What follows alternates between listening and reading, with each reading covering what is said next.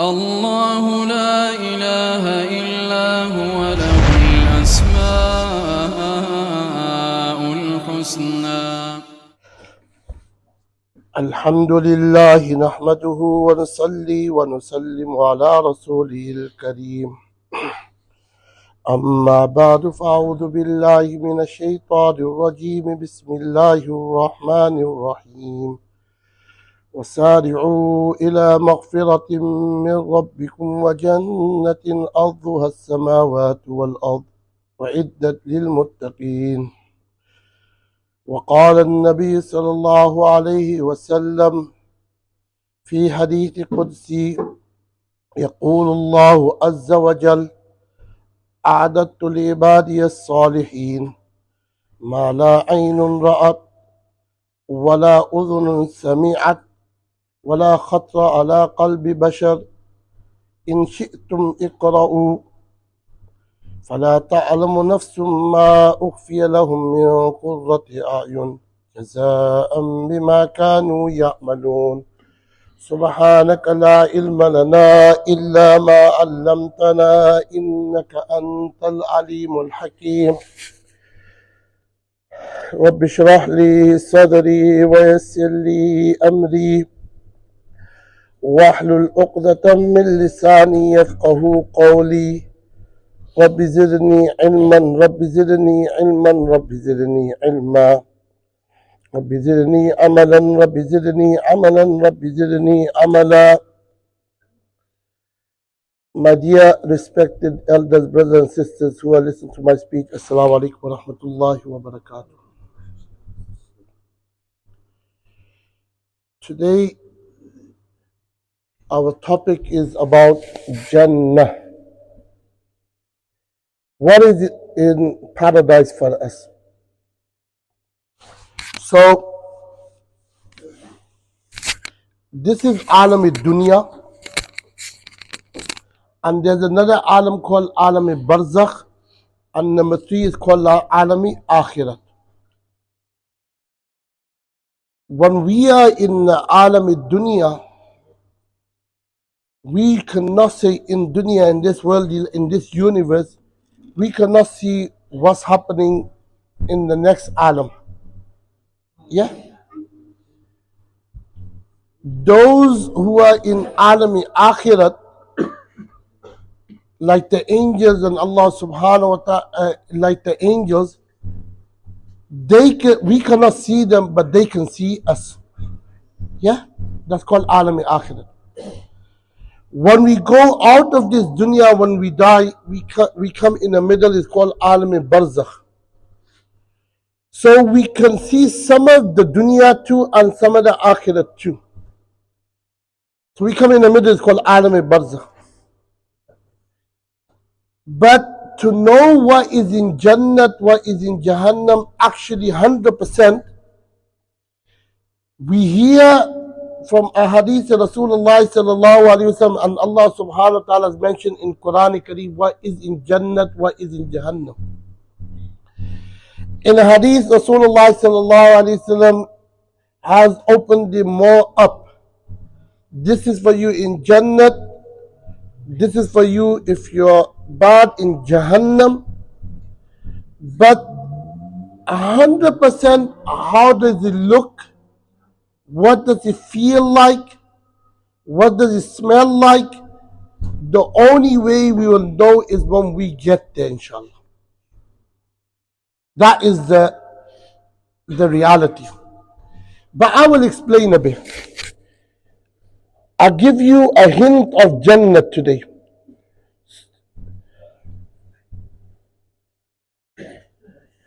One person, a hadith of Rasulullah sallallahu alayhi wa sallam, hadith of Rasulullah sallallahu alayhi wa sallam says that there will be a person in Jahannam.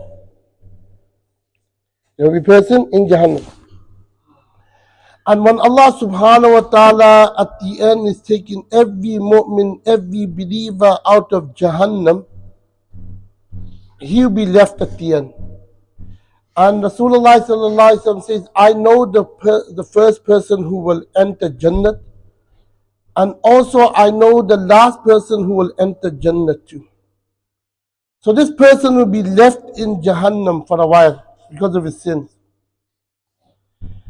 And how will the angels recognize that this person is a believer? He's not a mushrik, he's not a kafir, but because of his sins, he's in Jahannam. How will he be recognized that this is a mu'min, a believer? Through his face, he will have nur on his forehead, on his nose, on his hands, because of the sujood he have done. So he'll be recognized by that he is a believer of Allah subhanahu wa ta'ala, he is a mu'min, but because of his sins he's been in Jahannam. At the end, this person will be burned in Jahannam, except for those places where he has done sajda and ruku. He's done salatin. He will say to Allah subhanahu wa ta'ala, Ya Allah, I'm burning in Jahannam. Ya Allah, please take me out of Jahannam. And this fire is too much for me now. Allah subhanahu wa ta'ala will say that wa izzatik, that I swear on my izzat, on my respect, that I'll take you out of Jahannam, but you're not going to ask for anything else. Allah subhanahu wa ta'ala says that I'll take you out of Jahannam, but you're not going to ask for anything else. That person, Jahannam, you will say, Ya Allah, just take me out, put me out on the edge of Jahannam, but out of Jahannam. That's all I'm asking. I promise I will not ask anything else. Allah subhanahu wa ta'ala says, alright then. Allah knows everything. Allah will take him out of Jahannam and place him on the edge. He'll be there for a good while. And then he will say, Ya Allah, Ya Allah, I can still feel the heat of Jahannam. Ya Allah, take me away from this heat of Jahannam. Allah subhanahu wa ta'ala says that you are breaking your promise. You are a big dog, a baz, liar, breaking your promise. And I told you you're not going to ask for anything else. You promised you're not going to ask for anything else. I say, Ya Allah, please. Your mercy. We know your mercy is overtaking your anger. Ya Allah, please take me away from this fire.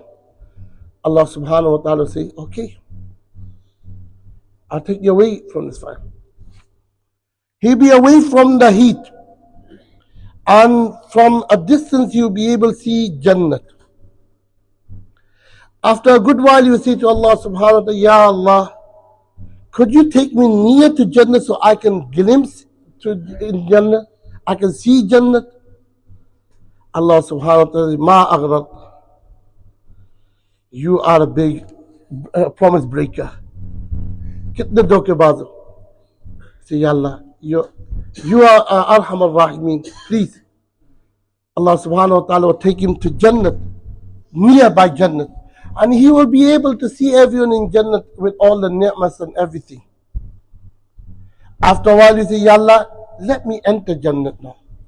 I've seen everything and the water is in my mouth and everything. Ya Allah, let me enter Jannah. Allah subhanahu wa ta'ala says, you broke your promise again. You said you're not going to break your promise. He said, Ya Allah, I know. I'm breaking my promise. But I know you are Arham al-Rahimin. And he indicates, La taqnatu min rahmatillah. So that's why, Ya Allah, let me enter Jannah. Allah subhanahu wa ta'ala will say to him that you enter Jannah. And you know the size of the dunya of the world, is that much enough for you in Jannah? That much place enough for you in Jannah? That level is enough for you in Jannah?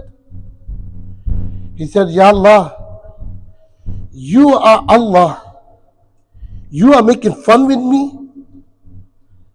For your level, Ya Allah, you are making fun with me? Why are you joking with me? Allah subhanahu wa ta'ala says, no, I'm not joking. I'm not making fun of you. I will multiply by that 10. You know the size of the dunya, I'll give you 10 times bigger place in Jannah of the dunya.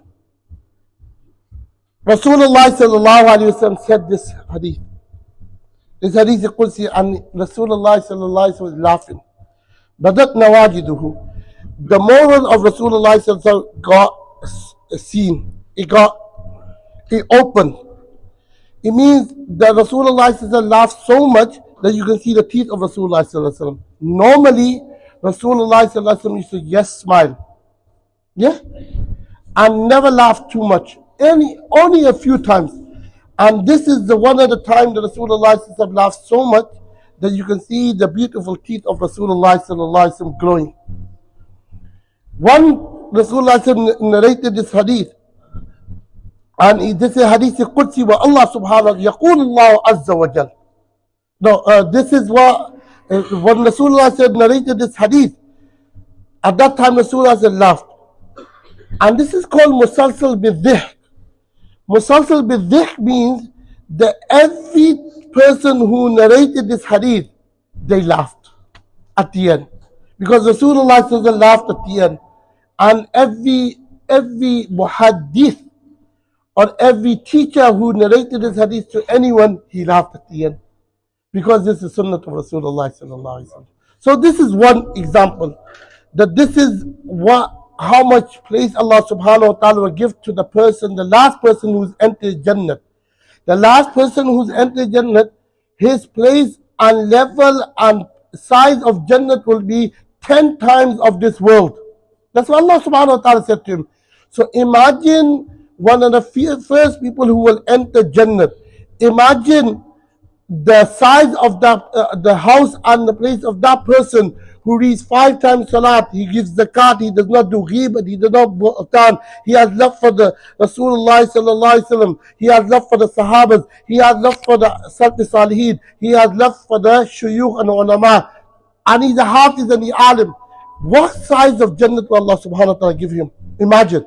Yeah? I'll give you one more example. One Rasulullah sallallahu alaihi wasallam says that when every Jannati enters Jannat, every believer enters Jannat, he or she will be given their own place in Jannat, their own mahal, their own bungalow, their own house, and they will be happy in their place with the hurum maqsurat and everything, whatever ni'mat they need to have. وَلَكُمْ فِيهَا مَا تَشْتَهِي أَنفُسُكُمْ وَلَكُمْ فِيهَا مَا تَدُّونَ. Whatever you want, you get that. Allah subhanahu wa ta'ala says. He'll be happy there, she'll be happy there. Suddenly, on a Friday, Allah subhanahu wa ta'ala will make an announcement.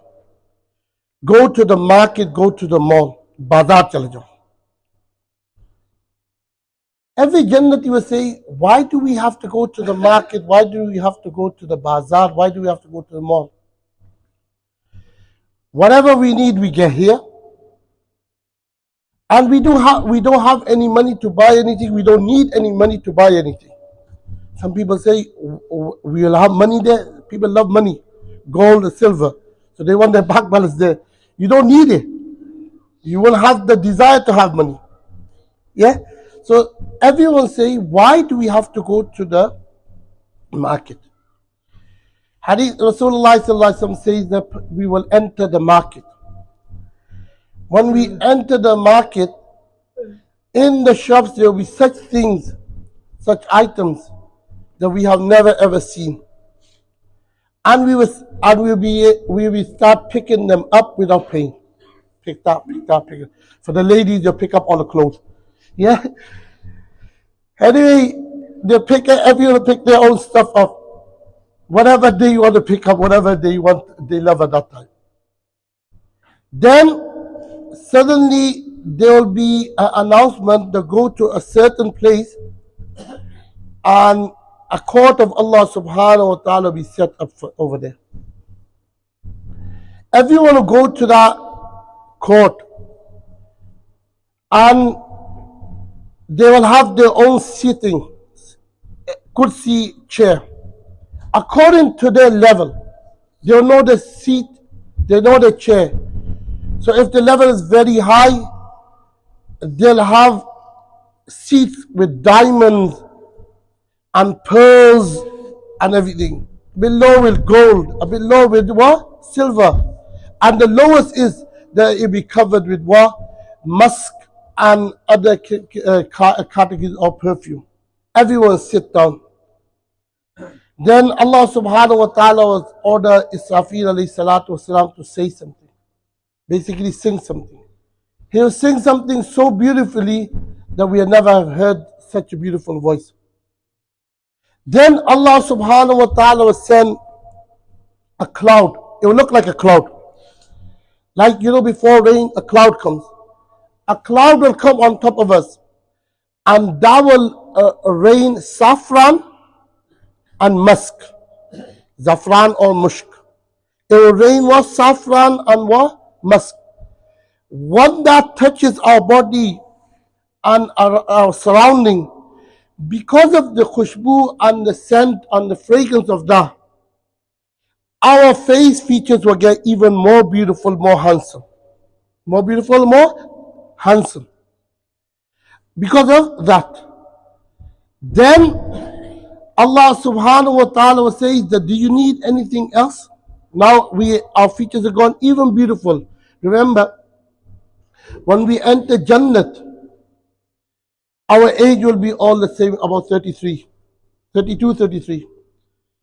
Now we have problems, complexion problems. We're not the same. We all have some kind of defect. No one will have any defect. Everyone looked beautiful and handsome at that time. The ladies will look even more handsome than the hoods too. That's how Allah subhanahu wa ta'ala will give them. So Allah subhanahu wa ta'ala will say, do you need anything else? Do you want anything else? So we will say, Ya Allah, what do we need more? We don't need anything else. We don't need anything else. We got everything what we need. You're given this name, this favor, this favor. Now we will know what to answer. What I said was ziyada. Allah subhanahu wa ta'ala give you more on top of it. So at that time, we will start looking for the ulamas and shuyukh. Your imams and ulama shuyukh, we're looking for them. Like in dunya, we hate the ulamas. Yeah? We talk about them. It's the yikya, it's the yikya.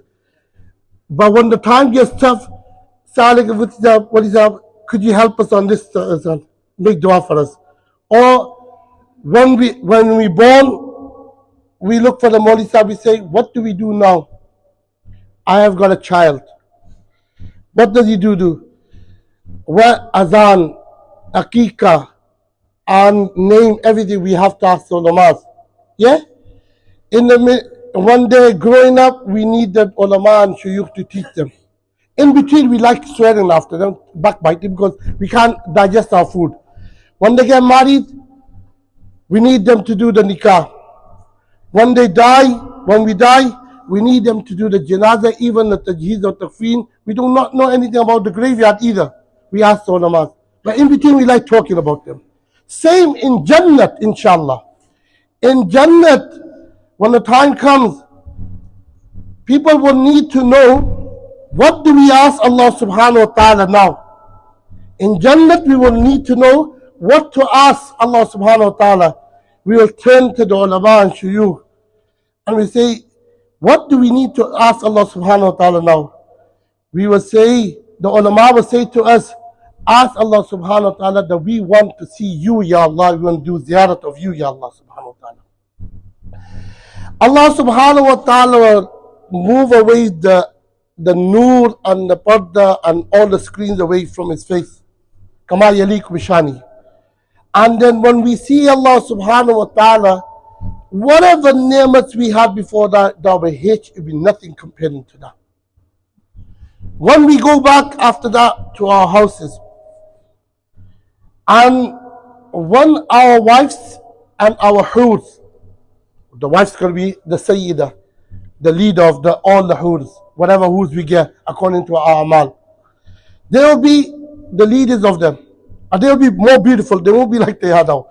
So when we get home, at that time, our wives and our husbands will say, "You been away. You have come even more haseen and handsome and pretty and beautiful. What happened?" We will say to our wives that when we were away, because of the rain of saffron and musk, you have come even beautiful too. So the conclusion is, this is just one example of the bazaar and the market and the mall in Jannat. When we go to the mall of Jannat and market, we will get beauty from it. We will become more handsome or more pretty or more beautiful. This is what is our, we don't understand it because we are in this worldly life. This is called yu'minuna bil ghayb. A mu'min has to have belief in the unseen. This is one example. It says, وَلَكُمْ فِيهَا مَا تَشْتَهِي أَنفُسُكُمْ وَلَكُمْ فِيهَا مَا تَدَّعُونَ. That whatever you wish for, you will get that. Whatever you wish for, you will get that. For instance, you wish for a juice, mango juice, take it. Yeah? So normally you have to go to the shop to buy a mango, then you have to cut it, clean it, and then you have to put it in the blender and all that and all that. But the moment you wish for it in Jannah, straight away the glass will be in front of you and you start drinking. Will it be the same? No. وَوْتُوبِهِ مُتَشَابِهًا. You'll be given the same kind of mango, but it look like the same kind of mango, but it will taste much better than this. You can't even imagine how. Rasulullah sallallahu alayhi wasallam says that Allah subhanahu wa ta'ala says, يقول الله تعالى عز وجل أعددت لعبادي الصالحين ما لا عين رأت ولا أذن سمعت ولا خطر على قلب بشر إن شئتم فاقرؤوه فلا تعلم نفس ما أخفي لهم من قرة أعين جزاء بما كانوا يعملون. Allah subhanahu wa ta'ala says, أعددت لعبادي الصالحين. I've prepared and got ready for those pious people, my pious servants, ما لا عين رأت, that such thing that the eyes have never seen, that the eyes have never seen, ولا أذن سمعت, and the ears have never heard about that. So such beautiful things, the eyes have never seen that beauty, or never seen such beautiful things. The ears have never heard about those things. وَلَا خَطْرَ عَلَىٰ قَلْبِ بَشَرٍ, and it's not even past the heart of a human being that these kind of things will exist too. But Allah subhanahu wa ta'ala says, say this, فَلَا تَعْلَمُ نَفْسٌ مَا أُخْفِيَ لَهُم مِّن قُرَّةِ أَعْيُنٍ, that no nafs, no inspiration knows what's hidden for him in Jannah. But why? جَزَاءً بِمَا كَانُوا يَعْمَلُونَ. This is the reward of what he done. Remember, this bazaar which I just spoke to you earlier on, about the market where we will enter and the rain of musk and saffron will set upon us and we get beautiful and handsome. This will be on a Friday. Allah subhanahu wa ta'ala says that this day today is a Friday day that you used to have in dunya, because there's no days and nights there. Yeah? And Allah subhanahu wa ta'ala said that because of Friday you used to gather and get together, you used to wear beautiful clothes, use good perfume and good fragrance, look like a proper Muslim, and make some kind of effort to come Jummah and make yourself look beautiful. Today you will have this ni'mat. I'll gather you and I'll give you all this saffron. I'll give you, I set rain of saffron and musk on you. So whatever we do in the dunya, we get that in the akhirat too. So this is what Allah subhanahu wa ta'ala, Rasulullah sallallahu alaihi wasallam, Allah subhanahu wa ta'ala says. Now we don't understand it. Why don't we understand it? Because our intellect is limited. 100 years ago, if you had said that in the future you will be able to write a letter to another country like America, from India to America, and you reach there in seconds, you would have said, put him in a mental hospital. You would have said that, innit? You would have said it. Now today, you write the email, you write the letter, and you just click a button, send. And it goes send, it sends everywhere you want to send. To multiple people or in a few seconds. Just like that, we do not understand what Jannat is. What Jannat 100% looks like. We have the belief. We hear the hurs. Hurum maqsuratun fil khiyam. Yeah? لهم فيها أزواج مطهرة وهم فيها خالدون. We hear what Quran says. We hear what Rasulullah says. But when we go in the imagination and we say, how could this happen? Because we have not seen it. So inshallah, when you see it, no one can 100% clarify what Jannat is for you. What you are going to get in Jannat. No one knows. 100% only Allah subhanahu wa ta'ala knows. And Rasulullah explained it. And Rasulullah knows because he went to Jannat, he seen Jannat. He went to Jannat and he seen Jannat. That's why Rasulullah knows. Yeah? Yeah, and how do we get Jannat? Rasulullah said, Inna al-Jannata huffat bil makarih. The Jannat is covered with those things that you do not like. What does that mean? That we have to do those things that we do not want to do. Our inspiration, our nafs, our desire don't want to do. We don't want to do, our nafs doesn't want to wake up early in the morning and read Fajr Salat. We don't want to do Zohr Salat. We don't want to do Asr Salat. We don't want to give zakat. We don't want to be kind to someone. We don't want to leave ghibat and backbiting and slandering. We don't want to leave our ganja and smoking and naswar and pan and anything. But if we leave it for the sake of Allah subhanahu wa ta'ala and please Allah subhanahu wa ta'ala, we have left the makari, those things we do not like, we will get Jannah for it. The Rasulullah says, Hujibat in nar bishahawati. The Jahannam is full of what is being covered with what desire. If we follow all the desires we want to, we go to Jahannam. So the conclusion of my speech today is, I just give you a glimpse of Jannah today. And it's such small glimpse that you can, and I said that we do not know 100% what Jannah is like until inshallah we enter Jannah. The worldly life over there is different. And for that, if we want to enter Jannah, then we have to leave our those desires, haram desires and sins, we will enter Jannah.